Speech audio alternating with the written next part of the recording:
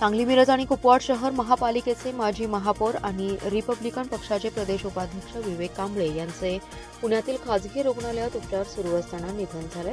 कांबळे यांच्या निधनानिमित्त सांगली महापालिकेत सुट्टी जाहीर करण्यात आली आहे. सायंकाळी महापालिकेत त्यांचं पार्थिव दर्शनासाठी आणलं होतं. इथे आयुक्त सुनील पवार यांच्यासह अनेकांनी पुष्पहार अर्पण करून अभिवादन केलं.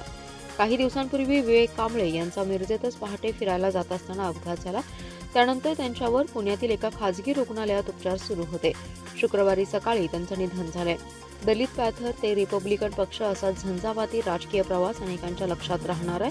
वयाच्या 16व्या वर्षी आंबेडकर चळवळीत त्यांनी काम सुरू केलं. त्यानंतर तत्कालीन मिरज नगरपालिकेत नगरसेवक म्हणून निवडून आले. त्यानंतर महापालिका निवडणुकीतही नगरसेवक म्हणून कारकीर्द त्यांनी गाजवली. काँग्रेसची सत्ता असताना मदनभाऊ पाटील यांनी विवेक कांबळे यांना सांगली महापालिकेत 2015-16 या काळात महापौर पदाची संधी दिली.